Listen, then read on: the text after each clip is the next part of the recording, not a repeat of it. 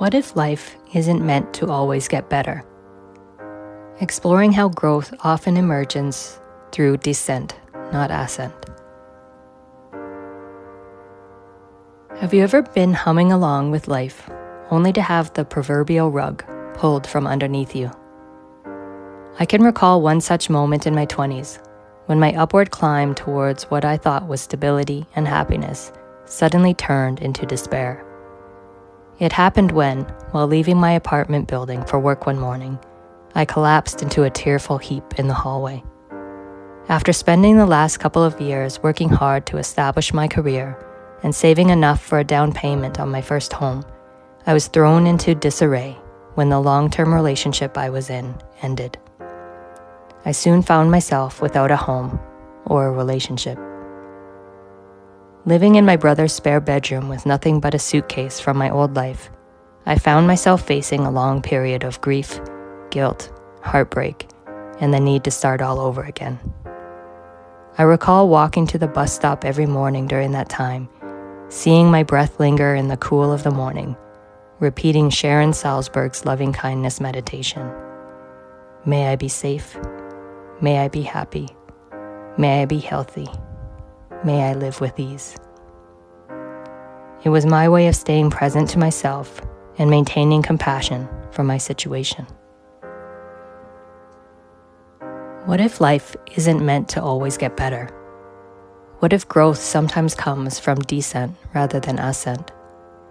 Perhaps life isn't meant to be about linear progression, but a continuous cycle of contraction and expansion. While painful, that time of my life in my 20s forged in me a deeper level of resilience and trust in myself. It seems our current culture is obsessed with perfection and getting it right.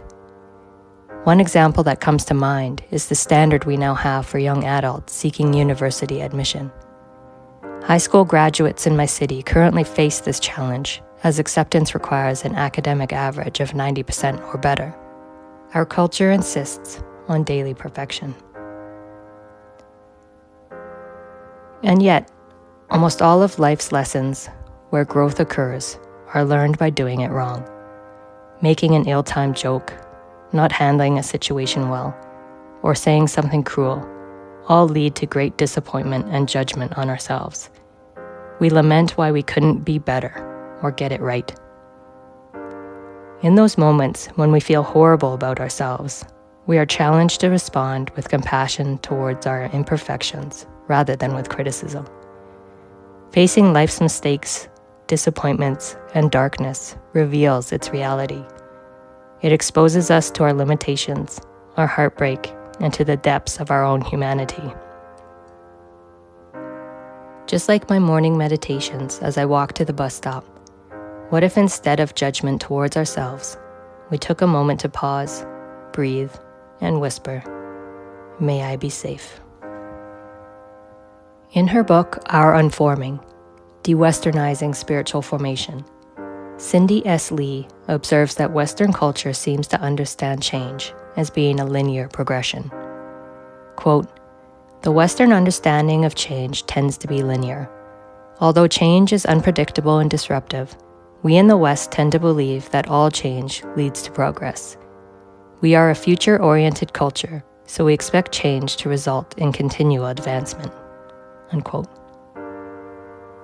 Living in this culture, I expected that once I had a career, car, and home, my life trajectory would look like a straight line rising upward. Western culture fosters the false expectation of constant achievement and perfection.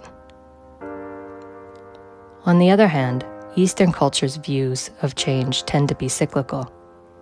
Quote, "One of the earliest Chinese philosophers, Lao Tzu, thought of change not as a linear progression, but as a circular pattern. Whenever something positive happens and life gets better, then we can expect that something negative will happen and life will get worse. Wherever there's growth, it will be followed by a loss, and a loss is followed by growth." Lee also points to indigenous cultures that place great emphasis on the circle's symbolic role in nature. Creation is not linear, it is cyclical. To see this, All we need to do is look at the shape of the earth and the moon, the planets' rotations around each other, the changing of the 4 seasons, and how the life of summer gives way to the dormant winter, which then gives new life in spring. And while Lee's focus in her book is mainly on the spiritual life and spiritual formation, I believe the cyclical nature of life's ups and downs is widely experienced. When I think about my own life, there has rarely been a clear direction or a measurable marker to show that I am doing it right. Life is a constant cycle between highs and lows, but Lee reminds us that it is not that we're lost or confused in the journey, but that these are the natural cycles of the spiritual life. When times are good, we tend to believe it is all our own doing. Yet it is in the depths, when we can no longer breathe or swim on our own, that we reach out for something deeper and beyond our own understanding.